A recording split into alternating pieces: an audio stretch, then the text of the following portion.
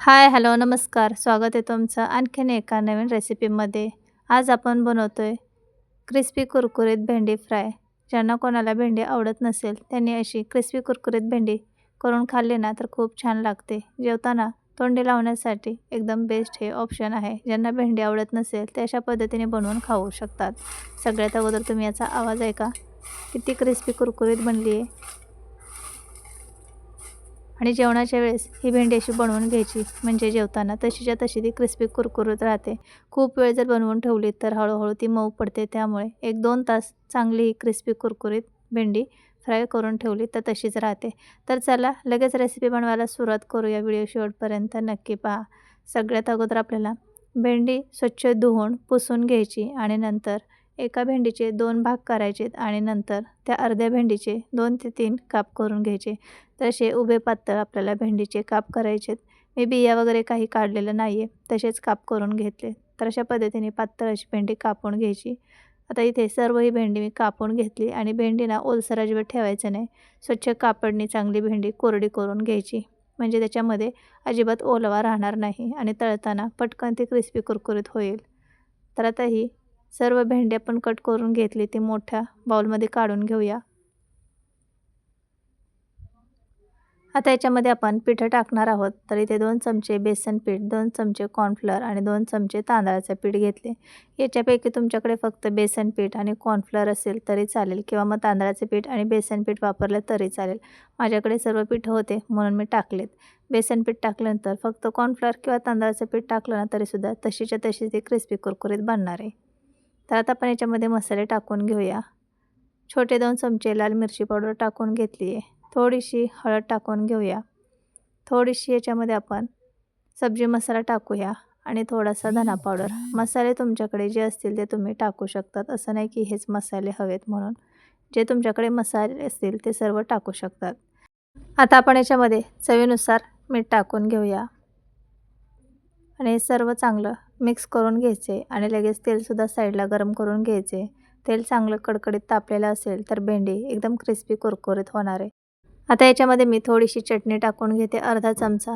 कारण मला ही भेंडी तिखट बनवायची, म्हणजे जेवताना तोंडी लावली की अगदी तोंडाला चव येईल. तुम्हाला किती तिखट आवडतं त्यानुसार तुम्ही चटणीचं प्रमाण कमी जास्त करू शकतात. आता हे सर्व जिन्नस आपण अगोदर असेच कोरडे मिक्स करून घेऊया. तर सर्व भेंडीला व्यवस्थित कोटिंग व्हायला पाहिजे, चांगलं मिक्स करायचे. आता इथे मी थोडंसं पाणी शिंपडून घेणार आहे, म्हणजे व्यवस्थित कोटिंग होईल. पाण्याच्या ऐवजी थोडंसं तुम्ही याच्यामध्ये लिंबाचा रस टाकू शकतात किंवा मग थोडंसं तेल टाकू शकतात. अगदी 1 ते 2 चमचे छोटे पोहे खायचा चमचा असतो त्याने अगदी थोडंसं पाणी शिंपडून घ्यायचे, जेणेकरून व्यवस्थित हे पिठं भेंडीला चिकटले जातील. तर अशा पद्धतीने हे सगळं चांगलं मिक्स करून घेतले. आता लगेच आपण ही भेंडी फ्राय करून घेऊया. तुम्हाला दिसत असेल किती छान कोटिंग झाले भेंडीला आणि भेंडी जेवढी पातळ कापणार तेवढीच ती क्रिस्पी कुरकुरीत होणार. सर्व चांगलं आपण इथे मिक्स करून घेतले. आता लगेच फ्राय करून घेऊया. आपलं तेलसुद्धा चांगलं कडकडीत गरम झालेलं आहे. तेल अजिबात कमी गॅसवरती तापवून घ्यायचं नाही आणि तशी भेंडी तळायची नाही, तर खूप ती मऊ पडते. तर अगोदर पाहायचं तेल चांगलं तापले की नाही. एक भेंडीचं एक काप टाकून पाहिलं तर तेल चांगलं तापलेलं आहे. कडक तेलामध्येच आपल्याला ही भेंडी फ्राय करून घ्यायची. आता आपण थोडी थोडी करून हे भेंडी तेलामध्ये टाकून घेऊया. तर सॉरी बरं का, व्हिडिओ स्टॉप होता त्यामुळे भेंडी टाकताना काही तुम्हाला दाखवता आलं नाही. तर मी जेवढी तेलामध्ये भेंडी बसेल तेवढी थोडीशी टाकून घेतली आणि छान मोठ्या गॅसवरती क्रिस्पी कुरकुरीत होईपर्यंत तळायची. तेलाचे बबल्स कमी झाले की मग ही भेंडी तेल निथळून झाऱ्याने काढून घ्यायची. तर तुम्हाला दिसत असेल किती मस्त आपली भेंडी बनलेली आणि सर्व बबल्स याचे कमी झालेत. तर आपण आता ही भेंडी ताटामध्ये काढून घेऊया. तर इथे ही भेंडी आपण तळून घेतली आणि मस्त अशी फ्राय झाली आहे. रंगसुद्धा खूप छान आला आहे. तर तुम्हाला याचा मी आवाज ऐकवते. तर आहे की नाही एकदम भारी. तर आता ही भेंडी आपण बाजूला ठेवूया आणि बाकीची सुद्धा राहिलेली सर्व भेंडी आपण अशीच क्रिस्पी कुरकुरीत होईपर्यंत तळून घेऊया.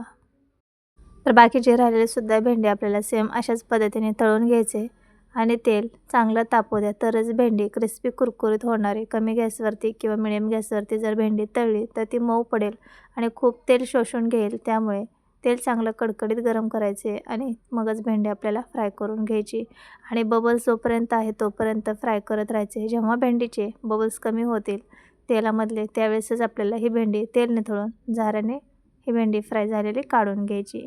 तर सर्व भेंडी सेम अशाच पद्धतीने मी फ्राय करून घेतली आहे. आणि बरेच जणांना भेंडीची भाजी आवडत नाही कारण ती चिकट होते किंवा कोणाकोणाला भेंडी आवडतच नाही. त्यावेळेस तुम्ही अशा पद्धतीची क्रिस्पी कुरकुरीत भेंडी त्यांना बनवून देऊ शकतात.